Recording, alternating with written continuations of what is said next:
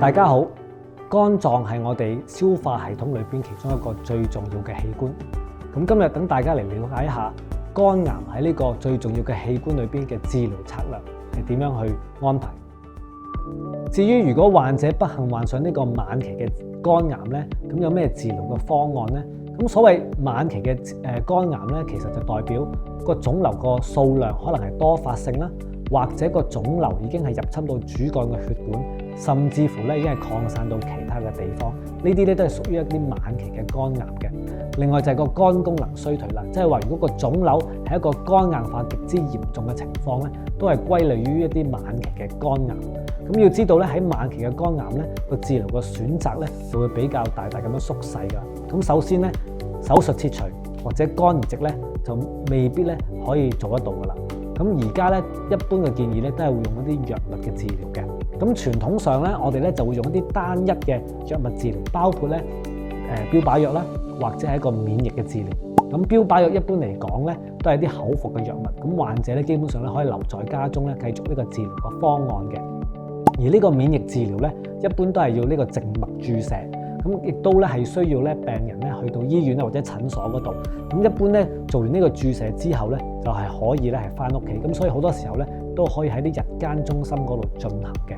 咁但係咧，我哋知道單一個治療方案咧，其實個效果咧都唔係話十分之理想嘅。咁所以最新嘅研究方案咧，而家咧最流行咧就係用一啲叫組合式嘅治療，即係包括咧呢個標靶藥結合埋咧一個免疫嘅治療。咁至於係用乜嘢標靶藥去結合或者任何或者其他嘅免疫治療咧，咁呢個咧就好視乎咧當時咧嗰個患者嘅情況同埋嗰個醫生對嗰個藥物嘅熟悉嘅程度。咁最理想咧都係要同翻你自己個醫生咧係商討翻一個最適合嘅策略㗎。咁我哋個會咧本身嘅宗旨都係幫助同路人咧，尤其一啲需要做肝臟移植咧，或者一啲嚴重肝病啦，包括係肝癌嘅病人咧。我哋希望可以用個自身經歷去幫助佢哋啦。第一，我哋喺病房裏邊探訪病人之餘咧，其實我哋喺病房咧都有我哋嘅熱線嘅，我哋都有一啲海報啦，可以俾到啲病人咧掃個 QR code咧，可以揾到我哋啦。咁另外咧，其實佢哋都可以根據翻我哋有一條叫做關顧熱線嘅，咁去打電話俾我哋，咁我哋有專人去接聽啦，咁同埋問清楚佢哋嗰個情況，佢哋嘅需要啦，佢哋屬於邊一類嘅肝病病人啦，佢哋現有嘅狀況係點樣啦，佢哋需要啲乜嘢嘅支援啦。當然我哋會涉及到就係會同佢講，就一定係唔會去攞佢個私隱嘅資料嘅，亦都會同佢哋去保密嘅。喺當中咧，我哋都好希望呢啲嘅患者喺揾我哋之餘咧，咁佢哋都要知道就話其實有一班嘅同路人咧，隨時係支援佢哋嘅，無論係打電話啦、掃 QR code，甚至有啲時候咧，有啲病人咧喺我哋義工去探訪嘅時候咧，就直接問我哋嘅，因為當時探訪咧，可能每一個病人，我哋能夠同佢相處嘅時間有限嘅，可能就話我哋都會建議佢啦，你不如打電話去我哋個會啦，留翻一個你話我幾時遇到你嘅義工，咁我哋想多知道你哋究竟可以提供多啲肝病嘅信息俾我啦，又或者一啲我想知道嘅事情啦。咁啊，好希望咧，佢哋喺裏邊咧係俾到我哋，咁我哋預約一個時間咧，就有義工咧同佢哋去傾下偈啦，分享下啦。希望能夠藉着我哋一啲認知咧，一啲自身嘅經歷啦，